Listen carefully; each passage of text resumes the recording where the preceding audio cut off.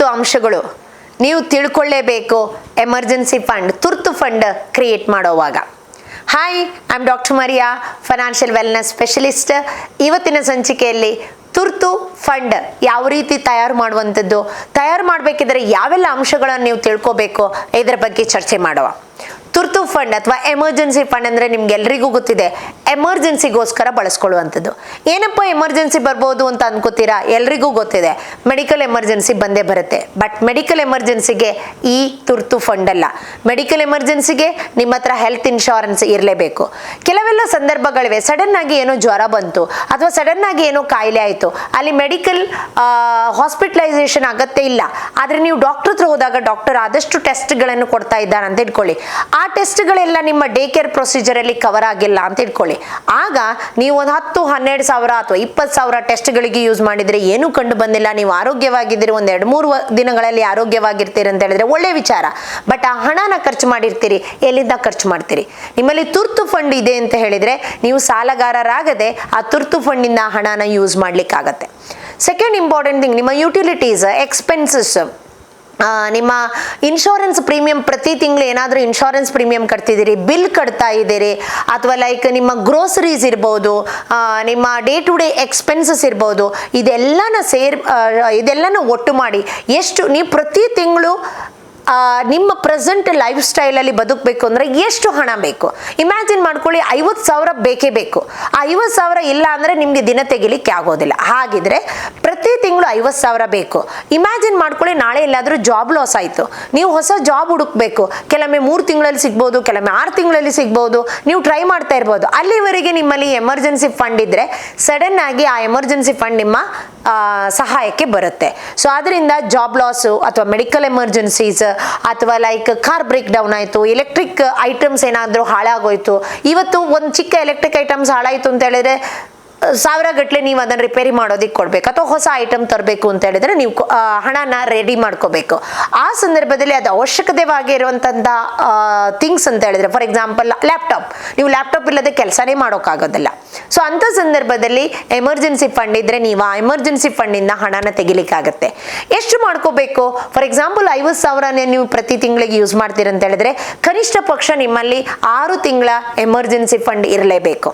So 6 ತಿಂಗಳ emergency fund ನೀವು ready ಮಾಡಿ ಇಟ್ಕೊಂಡ್ರೆ ನೀವು ಯಾವುದೇ ಚಿಂತೆ ಮಾಡ್ಬೇಕಂತಿಲ್ಲ, ಆರಾಮಾಗಿ ಬೇರೆ ಜಾಬ್ನ ನೋಡ್ಕೋಬಹುದು, ಅಥವಾ ಆರಾಮಾಗಿ ನಿಮ್ಮ ದಿನನಿತ್ಯ ಖರ್ಚುಗಳು ಹೋಗ್ತಾ ಇರುತ್ತೆ.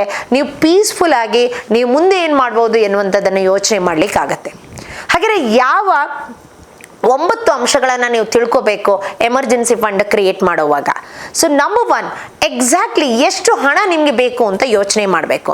ಎಷ್ಟು ಹಣ ಬೇಕಾಗ್ಬೋದು? ನಾನು ಹೇಳಿದಂಥ ಎಲ್ಲ ಲಿಸ್ಟ್ಗಳಲ್ಲಿ ಎಲ್ಲಾನು ಸೇರಿಸ್ಬಿಟ್ಟು ಎಷ್ಟು ಹಣ ನಿಮಗೆ ಆ್ಯಕ್ಚುಲ್ ಬೇಕು ಅದನ್ನು ಕ್ಯಾಲ್ಕುಲೇಟ್ ಮಾಡಿ 6 ತಿಂಗಳ ಮಲ್ಟಿಪ್ಲೈ ಮಾಡಿ. ಸೊ 6 ತಿಂಗಳಿಗೆ ಎಷ್ಟು ಹಣ ಬೇಕು ಅಷ್ಟು ಹಣನ ಕೂಡಿಟ್ಕೊಳ್ಳಿ. Number 2, start small. ನೀವು ಅನ್ಕೋಬಹುದು, ಅಯ್ಯಪ್ಪ ಹೇಗೆ ನಾನು 3 ಲಕ್ಷ ಮಾಡ್ಕೋಬೇಕು, ಅಥವಾ ಕೆಲವರಿಗೆ ಅದು 5 ಲಕ್ಷ ಇರ್ಬೋದು, ಕೆಲವರಿಗೆ ಅದು 10 ಲಕ್ಷ ಇರ್ಬೋದು. ಹೇಗೆ ಮಾಡ್ಕೋಬಹುದು? ಇಷ್ಟವರೆಗೆ ನಾನು ಏನು ಕೂಡಿಟ್ಟಿಲ್ಲ, ಸಡನ್ ಆಗಿ 10 ಲಕ್ಷ ಎಲ್ಲಿಂದ ತರಬೇಕು ಅಂತ ಯೋಚನೆ ಮಾಡ್ತಾ ಇದ್ರೆ ಸ್ಟಾರ್ಟ್ ವಿತ್ ಸ್ಮಾಲ್. ಪ್ರತಿ ನಿಮ್ಮ ತಿಂಗಳ ಗೋಲಲ್ಲಿ, ಪ್ರತಿ ತಿಂಗಳು ಬರುವಂಥ ಹಣದಲ್ಲಿ ಎಷ್ಟು ಹಣನ ನೀವು ಸೇವ್ ಮಾಡ್ಕೊಂಡು ಹೋದ್ರೆ ಆಟೋಮ್ಯಾಟಿಕ್ ಆಗಿ ನಿಮ್ಮ ಕಾರ್ಪಸ್ ಬಿಲ್ಡಪ್ ಆಗಲಿಕ್ಕೆ ಸಾಧ್ಯ ಆಗುತ್ತೆ. ಆದ್ರಿಂದ ಆ ಸ್ಮಾಲ್ ಅಮೌಂಟ್ ಅನ್ನ ಸ್ಟಾರ್ಟ್ ಮಾಡಿಬಿಟ್ಟು ಇನ್ವೆಸ್ಟ್ ಮಾಡ್ಲಿಕ್ಕೆ ಹೋಗಿ.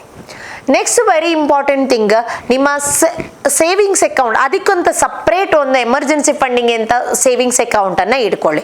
ಯಾಕಂತ ಹೇಳಿದ್ರೆ ಇಲ್ಲ ಅಂದ್ರೆ ನಿಮ್ಮ ಸೇವಿಂಗ್ಸ್ ಅಕೌಂಟ್ ಅಲ್ಲಿ ನೀವು 6 ಲಕ್ಷನ ಇಟ್ಕೊಂಡಿದ್ದೀರಿ ಅಥವಾ 3 ಲಕ್ಷನ ನಿಮ್ಮ ಎಮರ್ಜೆನ್ಸಿ ಫಂಡಿಗೆ ಇಟ್ಕೊಂಡಿದ್ದೀರಿ ಅಂತ ಹೇಳಿದ್ರೆ ನಾಳೆ ನೀವು ಹಣ ನೋಡಿದಾಗ ನಿಮ್ಮ ಯಾವುದು ಎಮರ್ಜೆನ್ಸಿ ಫಂಡ್ ಲಿಸ್ಟ್ ಅಲ್ಲಿ ಇಲ್ವೋ ಆ ಲಿಸ್ಟಿಗೂ ನೀವು ಅದನ್ನು ಯೂಸ್ ಮಾಡ್ಕೋತೀರಿ. ಆ ಯೂಸ್ ಮಾಡ್ಕೊಂಡಾಗ ಏನಾಗುತ್ತೆ, ಆ ನಾಳೆ ಎಮರ್ಜೆನ್ಸಿ ಸಡನ್ ಆಗಿ ಏನಾದರೂ ಎಮರ್ಜೆನ್ಸಿ ಬಂದ್ರೆ ಅಲ್ಲಿ ಹಣ ಇರೋದಿಲ್ಲ. ಸೊ ಅಂತ ತಪ್ಪನ್ನು ಯಾವತ್ತೂ ಮಾಡ್ಲಿಕ್ಕೆ ಹೋಗಬೇಡಿ. ಸೊ ನೆಕ್ಸ್ಟ್, ಆ ಸೇವಿಂಗ್ಸ್ ಅಕೌಂಟ್ ಅಲ್ಲಿ ಮಾತ್ರ ಅಲ್ಲ, ಅದನ್ನು ಡೈವರ್ಸಿಫೈ ಮಾಡಿಟ್ಕೊಳ್ಳಿ. ಲಿಕ್ವಿಡ್ ಫಂಡ್ ಅಲ್ಲಿ ಹಾಕೋಬಹುದು, ಅಥವಾ ಲೈಕ್ ಆಟೋ ಸ್ವೀಪ್ ಆಪ್ಷನ್ ಇದೆ. ಆಟೋ ಸ್ವೀಪ್ ಬಗ್ಗೆ ನಾನು ಒಂದು ವಿಡಿಯೋ ಮಾಡಿದ್ದೇನೆ, ಆ ವಿಡಿಯೋನ ನೋಡ್ಕೋಬಹುದು ನೀವು. ಆಟೋ ಸ್ವೀಪ್ ಆಪ್ಷನ್ ಅಲ್ಲಿ ಲೈಕ್ ನಿಮ್ಮ ಸೇವಿಂಗ್ಸ್ ಅಕೌಂಟ್ ಅಲ್ಲಿ 3-4% ಇಂಟ್ರೆಸ್ಟ್ ಬರುತ್ತೆ. ಅದೇ ನೀವು ನಿಮ್ಮ ಬ್ಯಾಂಕ್ ಅಲ್ಲಿ ಕೇಳ್ಕೊಳ್ಳಿ, ಆಟೋ ಸ್ವೀಪ್ ಆಪ್ಷನ್ ಮೂಲಕ FD ಗೆ ಕನ್ವರ್ಟ್ ಮಾಡ್ತಾರೆ. ಸಾಧಾರಣವಾಗಿ 5-6% ಇಂಟ್ರೆಸ್ಟ್ ಬರ್ಬೋದು. ಇಮಿಡಿಯೇಟ್ ನಿಮ್ಗೆ ಯಾವಾಗ ಎಮರ್ಜೆನ್ಸಿ ಇದೆ ಅದನ್ನು ತೆಗೆದುಕೊಳ್ಳುವಂತ ಚಾನ್ಸಸ್ ಇರುತ್ತೆ. ಅದೆಲ್ಲ ಕಂಡೀಷನ್ಸ್ ಕೇಳ್ಬಿಟ್ಟು ಅಲ್ಲಿ ನಿಮ್ಗೆ ಅದನ್ನು ಯೂಸ್ ಮಾಡ್ಲಿಕ್ಕೆ ಆಗೋದಿದ್ರೆ ನೀವು ಖಂಡಿತವಾಗಿ ಆ ಅಂಶವನ್ನ ಬಳಸ್ಕೊಳ್ಳಿ. 5ನೇ ಅಂಶ, ಯೂಸ್ ಫಾರ್ ಓನ್ಲಿ ಎಮರ್ಜೆನ್ಸೀಸ್. ನೀವೇನೆಲ್ಲ ಲಿಸ್ಟ್ ಮಾಡಿಟ್ಕೊಂಡಿದ್ದೀರಿ ಅದಕ್ಕೆ ಮಾತ್ರ ಬಳಸ್ಕೊಳ್ಳಿ. ನಿಮ್ಮ ಲಾವಿಶ್ ಥಿಂಗ್, ಓಕೆ ನಾನೇನೋ ಲೈಕ್ ನಾನು ಸುಮ್ಮನೆ ಆಟ ಆಡೋದಕ್ಕೆ ಏನೋ ಒಂದು ಐಟಮ್ ತಗೋಬೇಕು, ಅಥವಾ ಲೈಕ್ ಫನ್ಗೋಸ್ಕರ ಏನೋ ಮಾಡಬೇಕು, ನಾಳೆ ಟೂರ್ಗೆ ಹೋಗ್ಬೇಕು, ಇದಕ್ಕೆಲ್ಲ ನೀವು ಆ ಎಮರ್ಜೆನ್ಸಿ ಫಂಡ್ನ ಖಂಡಿತವಾಗಿ ಮುಟ್ಟೋಂಗಿಲ್ಲ, because that is a emergency fund. 6ನೇ ಅಂಶ, ರೀಅಸೆಸ್ ಆ್ಯಂಡ್ ಅಡ್ಜಸ್ಟ್. ನೀವು ಅನ್ಕೋಬಹುದು ಇವತ್ತಿನ ನಿಮ್ಮ ದಿನನಿತ್ಯದ ಬಳಕೆಗೋಸ್ಕರ ಮೇ ಬಿ 50,000 ಬೇಕಾಗ್ಬೋದು. ನಾಳೆ ನಿಮ್ಮ ಲೈಫ್ ಸ್ಟೈಲ್ ಚೇಂಜ್ ಆಗಿರುತ್ತೆ, ನಿಮ್ಮ ಪ್ರಯಾರಿಟೀಸ್ ಚೇಂಜ್ ಆಗುತ್ತೆ, ನಿಮ್ಮ ಗೋಲ್ಸ್ ಚೇಂಜ್ ಆಗುತ್ತೆ. ಸೊ ಮೇ ಬಿ ಆ ಗೋಲ್ಸ್ಗಳಿಗೋಸ್ಕರ, ಆ ಪ್ರಯಾರಿಟಿಗೋಸ್ಕರ ನಿಮಗೆ ಮೇ ಬಿ ನಾಳೆ 10 ಲಕ್ಷ ಬೇಕಾಗ್ಬೋದು ಒಂದು 6 ತಿಂಗಳ ನಂತರ. ಸೊ ನೀವು ಪ್ರತಿ ಒಂದು 3 ತಿಂಗಳಿಗೆ ಅಥವಾ 6 ತಿಂಗಳಿಗೋಸ್ಕರ ನಿಮ್ಮ ಪ್ರತಿ ದಿನನಿತ್ಯದ ಪ್ರತಿ ಮಂತ್ಲಿ ಎಕ್ಸ್ಪೆನ್ಸಸ್ ಅನ್ನು ನೋಟ್ ಮಾಡಿಟ್ಕೊಳ್ಳಿ. ನಿಮ್ಮ ಅಕ್ಯುಮುಲೇಟೆಡ್ ಅಮೌಂಟ್ ಕಮ್ಮಿ ಇದ್ರೆ ಅದನ್ನು ಅದಕ್ಕೆ ಸೇರಿಸ್ಬಿಟ್ಟು ಆ ಆಕ್ಚುಲ್ ಅಮೌಂಟ್ ಎಷ್ಟು ಬೇಕೋ ಅಷ್ಟನ್ನು ನೋಡ್ಕೊಳ್ಳಿ. ರೀಅಸೆಸ್ ಆ್ಯಂಡ್ ಅಡ್ಜಸ್ಟ್. ನೀವು ಕಮ್ಮಿ ಮಾಡ್ಬೋದು, ಜಾಸ್ತಿ ಮಾಡ್ಬೋದು, ನಿಮ್ಮ ಅವಶ್ಯಕತೆಗಳಿಗೆ ಅನುಗುಣವಾಗಿ ಮಾಡ್ಕೊಳ್ಳಿಕ್ಕೆ ಸಾಧ್ಯ ಆಗುತ್ತೆ. Number 7, review your insurance coverage. ನಾನು ಆಗ ಫಸ್ಟಿಗೆ ಹೇಳ್ದಂಗೆ ನಿಮ್ಮ ಎಮರ್ಜೆನ್ಸಿ ಫಂಡ್ ಇರುವಂಥದ್ದು ನಿಮ್ಮ ಮೆಡಿಕಲ್ ಎಮರ್ಜೆನ್ಸಿಗೆ ಅಲ್ಲ. ಯಾವುದು ಮೆಡಿಕಲ್ ಹೆಲ್ತ್ ಇನ್ಶೂರೆನ್ಸ್ ಅಲ್ಲಿ ಕವರ್ ಆಗೋದಿಲ್ವೋ ಅದಕ್ಕೆ ಆ ಎಮರ್ಜೆನ್ಸಿ ಫಂಡನ್ನು ಯೂಸ್ ಮಾಡ್ಕೋಬಹುದು. ಬಟ್ ಮೆಡಿಕಲ್ ಇನ್ಶೂರೆನ್ಸಿಗೆ, ಮೆಡಿಕಲ್ ಎಮರ್ಜೆನ್ಸಿಗೆ ನಿಮ್ಮ ಹತ್ರ ಮೆಡಿಕಲ್ ಇನ್ಶೂರೆನ್ಸ್ ಇರಲೇಬೇಕು. ನೀವು ಬಡವರಿರ್ಬೋದು, ಶ್ರೀಮಂತರಿರ್ಬೋದು, ಚಿಕ್ಕ ವಯಸ್ಸಿನವರು ಇರ್ಬೋದು, ಲೈಕ್ ವೃದ್ಧಾಪ್ಯರು, ಲೈಕ್ ಸೀನಿಯರ್ ಸಿಟಿಸನ್ಸ್ ಇರ್ಬೋದು, ಯಾರೇ ಇರಲಿ, ನಿಮ್ಮಲ್ಲಿ ಕಂಪನಿಲಿ ಇನ್ಶೂರೆನ್ಸ್ ಇರ್ಬೋದು, ಅಥವಾ ಲೈಕ್ ನೀವು ಸಣ್ಣ ಪುಟ್ಟದ ಇನ್ಶೂರೆನ್ಸ್ ಮಾಡಿಟ್ಕೊಳ್ಬೋದು. ನಿಮ್ಮ ಇನ್ಶೂರೆನ್ಸ್ ಕವರೇಜ್ ಸಫಿಷಿಯಂಟ್ ಇರೋ ಥರ ನೋಡ್ಕೊಳ್ಳಿ. ಯಾಕಂತ ಹೇಳಿದ್ರೆ ಸಫಿಷಿಯಂಟ್ ಇನ್ಶೂರೆನ್ಸ್ ಕವರೇಜ್ ಇದ್ರೆ ಮಾತ್ರ ಸಣ್ಣ ಪುಟ್ಟದಿರ್ಬೋದು, ದೊಡ್ಡ ರೋಗಗಳು ಬಂದರೂ ಅದೆಲ್ಲನ ಕವರ್ ಮಾಡ್ಲಿಕ್ಕಾಗತ್ತೆ. ಸೊ ನೀವು ಯಾವ ಸಿಟಿಲಿ ಇದ್ದೀರಾ, ಅಲ್ಲಿನ ಹಾಸ್ಪಿಟಲ್ಗಳಲ್ಲಿ ಎಷ್ಟು ಚಾರ್ಜಸ್ ಎಲ್ಲ ಆಗುತ್ತೆ ಅದನ್ನೆಲ್ಲ ನೋಡ್ಕೊಂಡ್ಬಿಟ್ಟು my suggestion, minimum you have 10 lakh rupees insurance if you are living in a metropolitan city with high no claim bonus ಮತ್ತೆ ಬೇರೆಲ್ಲ ಫ್ಯೂಚರ್ಸ್ ಇರುವಂಥದ್ದನ್ನು ನೋಡ್ಕೊಂಡ್ಬಿಟ್ಟು ಒಳ್ಳೆ ಇನ್ಶೂರೆನ್ಸ್ ಪಾಲಿಸಿನ ತಗೊಳ್ಳಿ. ಆಗ ಕವರೇಜನ್ನು ಅಸೆಸ್ ಮಾಡ್ಕೊಳ್ಳಿ. ಪ್ರತಿ ಒಂದು 6 ತಿಂಗಳಿಗೆ, ಒಂದು ವರ್ಷಕ್ಕೆ, 2-3 ವರ್ಷಕ್ಕೊಮ್ಮೆ ಆ ಕವರೇಜ್ ಸಾಕಿಲ್ಲದಿದ್ದರೆ ಆದಷ್ಟು ಹೆಚ್ಚು ಕವರೇಜನ್ನು ತಗೊಂಡು ನಿಮ್ಮ ಹಣನ ಜಾಗರೂಕತೆಯಾಗಿ ಸೇವ್ ಮಾಡಿಟ್ಕೊಳ್ಳಿ. Number 8, resist in investment risk. Majority of the times ಏನು ಮಾಡ್ತೀರಾ, ಅಯ್ಯೋ ಸುಮ್ಮನೆ ಒಂದು 5 ಲಕ್ಷ ಬಿತ್ಕೊಂಡಿದೆ, 6 ಲಕ್ಷ ಬಿತ್ಕೊಂಡಿದೆ, ನಾನೇನು ಮಾಡ್ತೇನೆ ಅದನ್ನು ಇನ್ವೆಸ್ಟ್ಮೆಂಟ್ ಆಗಿ ಹಾಕ್ತೇನೆ ಅಂತ ಇಟ್ಕೊಂಡ್ರೆ ನಾಳೆ ನೀವು ಒಳಗೆ ಪಡ್ತೀರಾ. ಯಾಕಂತ ಹೇಳಿದ್ರೆ ನೀವು ಫಾರ್ ಎಕ್ಸಾಂಪಲ್ ಅಂದ್ಕೊಳ್ಳಿ, ನೀವು ಒಂದು 5 ಲಕ್ಷನ ಮಾರ್ಕೆಟಲ್ಲಿ ಹಾಕೊಂಡಿದ್ದೀರಿ, ನಾಳೆ ಏನಾದರೂ ಸಡನ್ ಆಗಿ ಎಮರ್ಜೆನ್ಸಿ ಬಂತು, ಮಾರ್ಕೆಟ್ ಫಾಲ್ ಆಗಿದೆ, ನೀವು 5 ಲಕ್ಷ ಇದ್ದಿದ್ದು 3 ಲಕ್ಷನೇ ಇದೆ, ಏನು ಮಾಡ್ಕೋತೀರಾ? ಸೊ ನಿಮ್ಮ ಇದ್ದ ಹಣನೂ ಕಳ್ಕೊಂಡಾಗ ಆಗುತ್ತೆ. ಆದ್ರಿಂದ ಈ ಹಣನ ಇನ್ವೆಸ್ಟ್ ಮಾಡ್ಲಿಕ್ಕೆ ಹೋಗ್ಬೇಡಿ. ಸಾಧಾರಣ ಮಟ್ಟದಲ್ಲಿ ನಾನು ಆಗ ಹೇಳಿದಂಗೆ ಆಟೋ ಸ್ವಿಪ್ ಇರ್ಬೋದು, ಅಥವಾ ಲೈಕ್ ಸ್ವಲ್ಪ ಹಣನ FD ಅಥವಾ ಸ್ವಲ್ಪ ಹಣನ ಗೋಲ್ಡಲ್ಲಿ, ಅಥವಾ ಸ್ವಲ್ಪ ಹಣನ ಕ್ಯಾಶ್ ಅಥವಾ ಲಿಕ್ವಿಡ್ ಫಂಡಲ್ಲಿ ಹಾಕ್ಬಿಟ್ಟು ಡೈವರ್ಸಿಫೈ ಮಾಡಿಟ್ಕೊಳ್ಳಿ. ಸೊ ನಿಮಗೆ ತಕ್ಷಣಕ್ಕೆ ಆ ಹಣ ಸಿಗೋ ಥರ ಇರಬೇಕು. ಲಾಸ್ಟ್ ಪಾಯಿಂಟ್, ನಿಮ್ಮ ಫ್ಯಾಮಿಲಿ ಮೆಂಬರ್ಸಿಗೆ ಇದರ ಬಗ್ಗೆ ಮಾಹಿತಿನ ಕೊಡಿ. ಯಾಕಂತ ಹೇಳಿದ್ರೆ ಇಲ್ಲಾಂದ್ರೆ ನಿಮ್ಮ ಬ್ಯಾಂಕಲ್ಲಿ ಹಣ ನೋಡ್ಕೊಂಡು ಇಷ್ಟು ಹಣ ಇದೆ, ನಾನು ಇದನ್ನು ಬೇರೆ ಎಲ್ಲರಕ್ಕೂ ಯೂಸ್ ಮಾಡ್ಕೋಬಹುದು ಅಂತ ಕೇಳ್ಕೊಳ್ಳುವಂಥ ಸಾಧ್ಯತೆ ಇರುತ್ತೆ. This is a family game. Money game ಅನ್ನುವಂಥದ್ದು ಫ್ಯಾಮಿಲಿ ಗೇಮ್. ನೀವೆಲ್ಲರೂ ಜೊತೆ ಸೇರಿಬಿಟ್ಟು ಈ ಗೇಮನ್ನು ಆಡಬೇಕು. ಎಲ್ಲರೂ ಒಟ್ಟುಗೂಡಿ ಒಬ್ರಿಗೊಬ್ರು ಸಹಾಯ ಮಾಡಿದರೆ ಮಾತ್ರ ಈ ಗೇಮಲ್ಲಿ ವಿನ್ ಆಗಲಿಕ್ಕೆ ಸಾಧ್ಯ ಆಗುತ್ತೆ. ಇಲ್ಲ ಅಂತ ಹೇಳಿದ್ರೆ ಒಬ್ರು ಇನ್ನೊಬ್ಬರ ಕಾಲು ಎಳ್ಕೊಂಡಿದ್ರೆ ನಿಮ್ಮ ಹಣ ಎಲ್ಲ ಮಾಯ ಆಗುತ್ತೆ. ಸೊ ಆ ಕಾರಣದಿಂದಾಗಿ ನೀವು ನಿಮ್ಮ ಹಣದ ವಿಚಾರ ಬಂದಾಗ ನಿಮ್ಮ ಫ್ಯಾಮಿಲಿಗೆ ಸಪೋರ್ಟ್ ತಗೊಳ್ಳಿ, ಅವರಿಗೆ ಕೋಆಪರೇಟ್ ಮಾಡ್ಕೊಳ್ಳಿಕ್ಕೆ ಹೇಳಿ, ಅವರಿಗೆ ನಿಮ್ಮ ಕಷ್ಟ ಸುಖಗಳನ್ನು ಹೇಳಿ, ಯಾವುದಕ್ಕೆ ಉಪಯೋಗಿಸಿದ್ದೀರಾ, ಯಾವುದಕ್ಕೆ ಇಟ್ಕೊಂಡಿದ್ದೀರಾ, ಎಲ್ಲಿ ಉಪಯೋಗಿಸ್ಬೇಕು, ಯಾವಾಗ ಉಪಯೋಗಿಸ್ಬೇಕು, ಹೇಗೆ ಉಪಯೋಗಿಸ್ಬೇಕು ಅನ್ನುವಂಥದ್ದನ್ನು ತಿಳಿಸ್ಕೊಡಿ.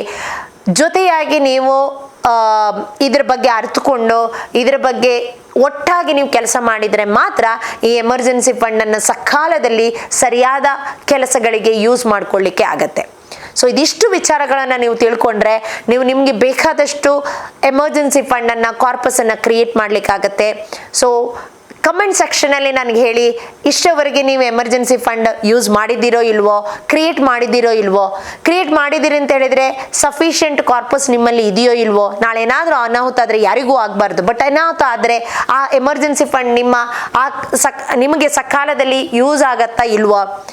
ಇನ್ ಕೇಸ್ ನೀವು ಇನ್ನೂ ಸ್ಟಾರ್ಟ್ ಮಾಡಿಲ್ಲ ಅಂದರೆ ಯಾವಾಗ ಶುರು ಮಾಡ್ತೀರಿ, ಹೇಗೆ ಶುರು ಮಾಡ್ತೀರಿ, ಎಲ್ಲಿ ಆ ಅಮೌಂಟನ್ನು ಇನ್ವೆಸ್ಟ್ ಮಾಡಲಿಕ್ಕೆ ಅಥವಾ ಎಲ್ಲಿ ಆ ಅಮೌಂಟನ್ನು ಇಡ್ಲಿಕ್ಕೆ ಯೋಚನೆ ಮಾಡಿದರೆ ಇದ್ರ ಬಗ್ಗೆ ಕಮೆಂಟ್ ಸೆಕ್ಷನಲ್ಲಿ ಹೇಳಿ. ನಿಮ್ಗೆ ಇದ್ರ ಬಗ್ಗೆ ಹೆಚ್ಚಿನ ಮಾಹಿತಿಗಳು ಬೇಕೆಂದರೆ ನಾವು ಆಗಾಗ್ಗೆ ವರ್ಕ್ಶಾಪ್ಸನ್ನು ಕಂಡಕ್ಟ್ ಮಾಡ್ತಾ ಇರ್ತೀವಿ. ನೀವು ನಮ್ಮ ವರ್ಕ್ಶಾಪಿಗೆ ಹಾಜರಾಗಿ ಇಂತಹ ಅನೇಕ ಮಾಹಿತಿಗಳನ್ನು ತಿಳ್ಕೊಬಹುದು. ನ್ಯಾಷನಲ್ ಟಿವಿಲೂ ನಾವು ಅನೇಕ ಮಾಹಿತಿಗಳನ್ನು ತಗೊಂಡು ಬರ್ತಾ ಇದ್ದೇವೆ. ನ್ಯಾಷನಲ್ ಟಿವಿ ನಾವು ಫಾಲೋ ಮಾಡಿ, ಸಬ್ಸ್ಕ್ರೈಬ್ ಮಾಡಿಲ್ಲ ಅಂದರೆ ಆದಷ್ಟು ಜನರಿಗೆ ಇದರ ಬಗ್ಗೆ ಮಾಹಿತಿಯನ್ನು ಶೇರ್ ಮಾಡಿ. ಥ್ಯಾಂಕ್ ಯು, ಧನ್ಯವಾದಗಳು.